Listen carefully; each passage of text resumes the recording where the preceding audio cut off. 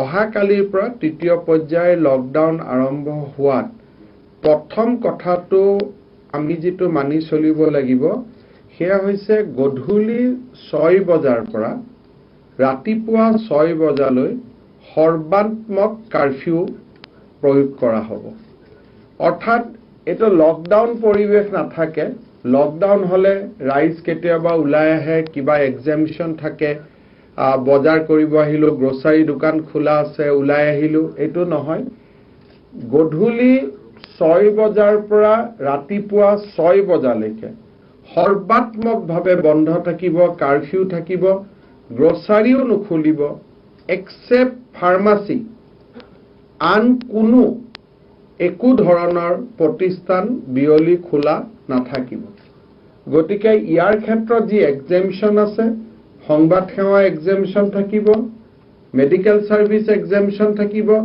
Fire service exemption থাকিব ambulance service exemption থাকিব আৰু চৰকাৰী কৰ্তব্যৰত বিষয়াসকলৰ যান-বাহন এক্সামপ্টেড থাকিব তাক বাদ দি আন কোনো ধৰণৰ এক্সামশন গধূলি 6 বজাৰ পৰা ৰাতিপুৱা 6 বজালৈ নাথাকিব সেইবাবে মই অসমবাসী ৰাইজক অত্যন্ত বিনম্ৰতাৰে সৈতে অনুৰোধ কৰিম যে পুলিচক এই কাৰফিউ পালন কৰিবলৈ ৰাজ্য চৰকাৰে কাঢ়া নিৰ্দেশ দিছে গতিকে তাৰ পৰিপ্ৰেক্ষিতত কাৰফিউ উলংঘন হলে পুলিচে নিজৰ দায়িত্ব পালন কৰিব সেই কাৰণে সদায় ৰাইজে যাতে পিছত চৰকাৰক বেয়া নাপায় সেইবাবে মই আজিয়ে অত্যন্ত বিনম্ৰতাৰে সৈতে সকলোকে কৈছো যে গধূলি 6 বজাৰ পৰা 6 বজালৈ কাৰফিউ আমি সৰ্বাত্মক ৰূপে মানি চলিব লাগিব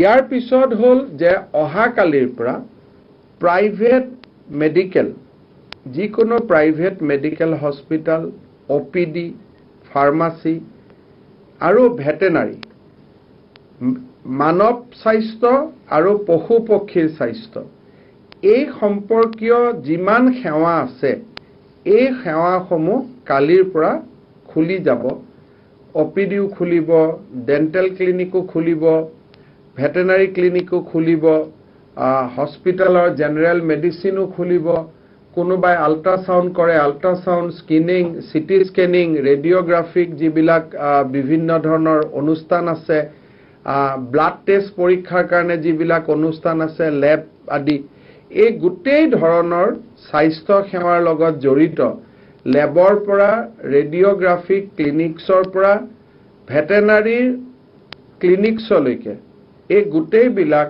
অহাকালিৰ পৰা খুলিব আৰু গধূলি 5 বজালৈকে এই সমূহ খোলা থাকিব 5টাৰ পিছত অকল জৰুৰী সেৱা বা যিখিনি হস্পিটাল খোলা থাকিব কিন্তু blood test report radiography CT scan এইবিলাক কিন্তু 5টা বজাত বন্ধ হৈ যাব 5 আৰু 6টাৰ মাজত ডিফাৰেন্স এইটো যদিও কাৰফিউ 6টাৰ পৰা হ'ব এই সেৱাবিলাক কিন্তু 5টাতে বন্ধ হ'ব যাতে 1 ঘণ্টা এই প্ৰতিষ্ঠানত কাম কৰা কৰ্মচাৰীসকল ঘৰলৈ ঘূৰি যাব পাৰে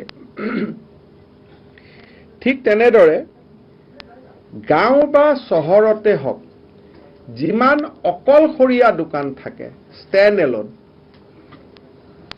এলোন মানে জিএছ ৰোডখনক আমি ষ্টেণ্ড এলোন নকওঁ কাৰণ জিএছ ৰোডত লাইন বা লাইন দোকান আছে সেইটো ষ্টেণ্ড এলোন নহয় কিন্তু ভৰলুমুখৰ ৰেল গেটৰ কাষত এখন দোকান আছে ষ্টেণ্ড এলোন যিখন অকলে থকা দোকান সেই দোকানবিলাক সম্পূৰ্ণৰূপে অহাকালিৰ পৰা খুলিব পাৰিব নগৰতে হওক চহৰতে গাঁৱতো খোলা আছিলে অহাকালিৰ পৰা নগৰ চহৰ সকলোতে ষ্টেণ্ড এলোন দোকানবিলাক খুলিব পাৰিব কিন্তু 5টা বজালৈকে 5টা বজাৰ পিছত এই দোকানবিলাক বন্ধ হ'ব যিবিলাক একে ধৰণৰ দোকান আছে যেনেকে সানমাৰী দোকান আছে সানমাৰীৰ পৰা গুৱাহাটী ক্লাবলৈ দোকানেই আছে জিএছ ৰোডত গোটেইখন দোকান আছে এই দোকানবিলাকৰ 1/3 খুলিব 1/3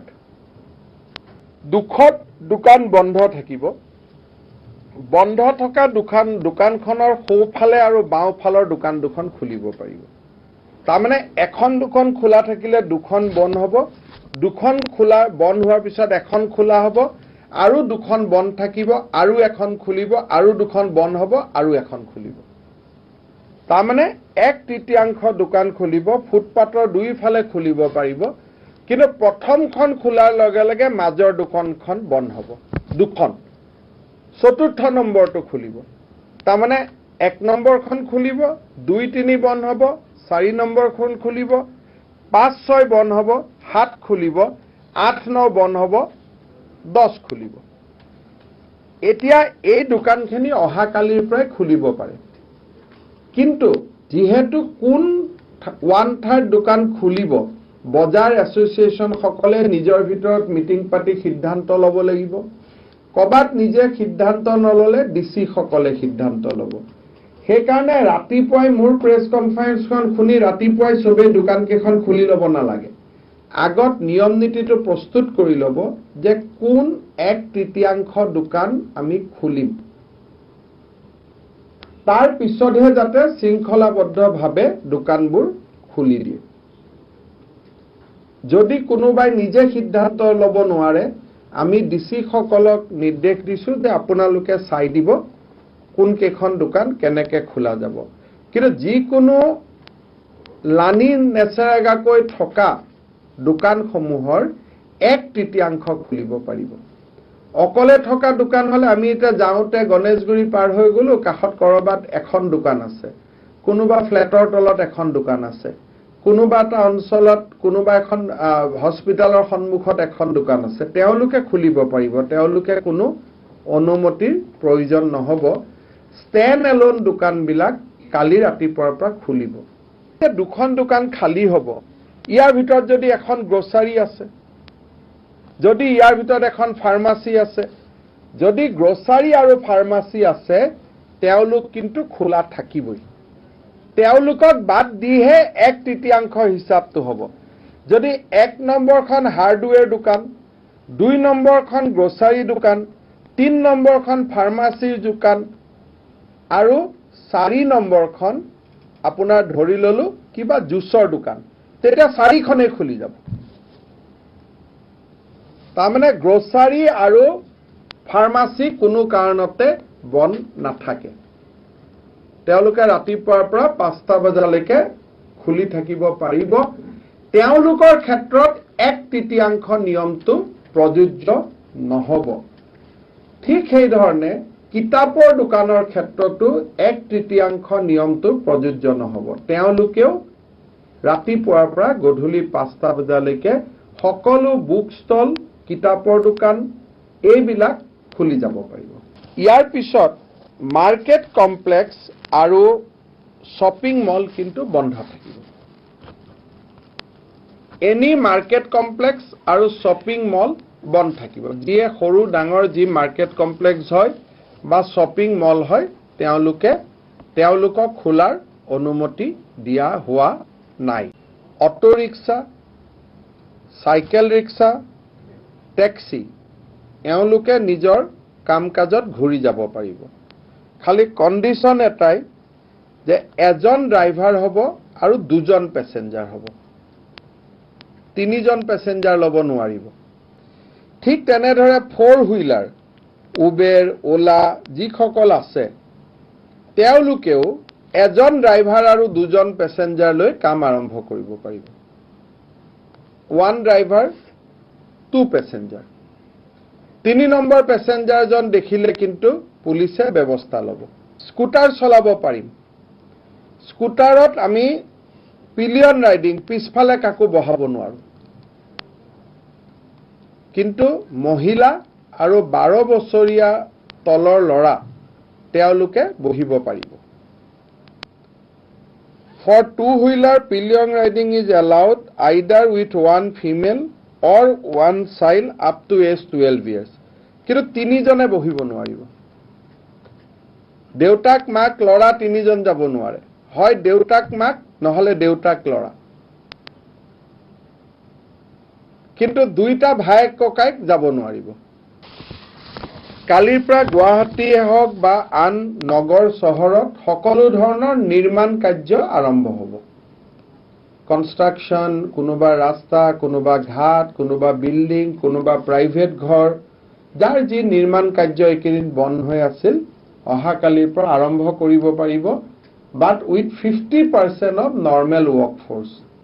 তেওঁলোকৰ আগত যিমান মিস্ত্ৰী থাকিছিলে তাৰে আধালৈ তেওঁলোকে আৰম্ভ কৰিব পাৰিব। অন্তঃজিলা আৰু আন্তঃজিলা দুইটা আমি বাছ ছাৰ্ভিচ মুকলি কৰি দিছোঁ। বাছ চলিব পাৰিব, কিন্তু ইয়াত এটা কেটছ আছে, সেইটো হ'ল বাছত অকল 50% পেছেঞ্জাৰহে ল'ব পাৰিব। আৰু প্ৰাইভেট বাছো চলিলেও ASTCৰ আণ্ডাৰতহে চলিব লাগিব। সকলো অফিচ কালিৰ পৰা খুলিব পাৰিব, but with 50% employee. Government অফিচতো 50%, private অফিচতো অহাকালিৰ পৰা 50%। চাহৰ দোকান, ৰেষ্টুৰেণ্ট, আইচক্ৰীম পাৰ্লাৰ বা আন খাদ্য সামগ্ৰীৰ দোকানবিলাক খুলিব, কিন্তু তাত বহি খাব নোৱাৰিব, অকল বস্তুটো লৈ যাব পাৰিব। তাৰমানে এতিয়া আমাৰ ধৰক মই এটা ক'লো, খানাপাৰাতে গোবিন্দম বুলি এখন দোকান আছে, সন্মুখত চবেই থিয় হৈ খাব নোৱাৰিব, খালি তাৰ পৰা চিংৰাটো কিনি ঘৰত লৈ যাব পাৰিব। বাৰ্বাৰ শ্বপ, চেলুন, পাৰ্লাৰ, আমি বাৰ্বাৰ শ্বপ, চেলুন, পাৰ্লাৰ এইখিনি আমি খুলি দিয়া নাই, এইখিনি বন্ধ থাকিব। ই-কমাৰ্চ, সকলো ধৰণৰ ই-কমাৰ্চ এলাউ কৰা হৈছে, যে যিমান ই-কমাৰ্চ, ফ্লিপকাৰ্ট, কিবা কিবি ই-কমাৰ্চ আছে, ই-কমাৰ্চ কমপ্লিটলি এলাউ কৰা হৈছে। এই যিখিনি মই এলাউ কৰা বুলি ক'লো, এইখিনি কিন্তু অৰেঞ্জ ডিষ্ট্ৰিক্টত আমি এলাউ কৰা নাই, ৰেড আৰু অৰেঞ্জত আমি এলাউ কৰা নাই। আজি অসমত ৰেড ডিষ্ট্ৰিক্ট নাই, কিন্তু মৰিগাঁও, গোৱালপাৰা, ধুবুৰী অৰেঞ্জ ডিষ্ট্ৰিক্ট হয়। অৰেঞ্জ ডিষ্ট্ৰিক্টত কিন্তু সকলো আজি যিটো নিয়ম আছে যে আমি খোলা দিয়া নাই এক্সেপ্ট গ্ৰ'চাৰী, ফাৰ্মাচী, এইটো চলি থাকিব। দুটা কথা আমি মনত ৰাখিব লাগিব যে এই যিখিনি আমি ৰিলেক্সেশ্যন দিছোঁ, ইয়াত দুটা কণ্ডিশ্যন। এটা হৈছে 50% মানুহ অফিচত আহিব, দোকান খুলিব, কিন্তু দোকানৰ মালিকে দোকানৰ কৰ্মচাৰীক মাস্কৰ যোগান ধৰাটো বাধ্যতামূলক। যদি কোনোবাই ৰিক্সা চলাব, ৰিক্সাৱালাৰ পৰা যাত্ৰীলৈকে মাস্ক পিন্ধাটো বাধ্যতামূলক। যদি কোনোবাই উবেৰত উঠিব, মাস্ক পিন্ধাটো বাধ্যতামূলক। যদি কোনোবাই বাছত যাব, মাস্ক পিন্ধাটো বাধ্যতামূলক। যিকোনো কাম কৰোঁতে মাস্কটো ব্যৱহাৰ কৰিবই লাগিব। আৰু অসম গভৰ্ণমেণ্টৰ অফিচতো যি 50% এমপ্লয়ী আহিব, তেওঁলোকে মাস্ক ব্যৱহাৰ কৰিবই লাগিব। দ্বিতীয়তে ছ'চিয়েল ডিষ্টেন্সিঙে হওক, ফিজিকেল ডিষ্টেন্সিঙে হওক, সেইটো আমি মেইনটেইন কৰিব লাগিব। এই দুটা।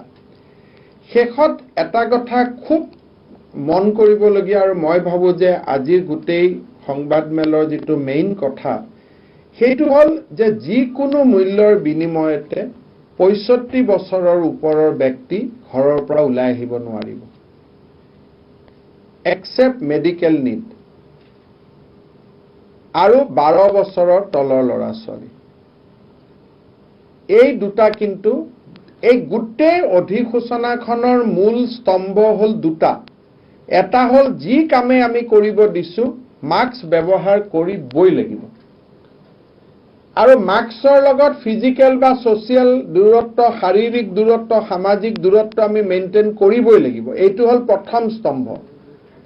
দ্বিতীয় স্তম্ভটো হ'ল 65 বছৰৰ ওপৰ মানুহ কাৰফিউ থকা বা নথকা দুই অৱস্থাতে 65 বছৰৰ ওপৰ মানুহ ঘৰৰ পৰা ওলাই নাহিব, এক্সেপ্ট মেডিকেল নিডছ, আৰু 12 বছৰৰ তলৰ ল'ৰা ছোৱালী ঘৰৰ পৰা ওলাই আহিব নোৱাৰিব, এক্সেপ্ট মেডিকেল প্ৰয়োজনীয়তাক বাদ দি।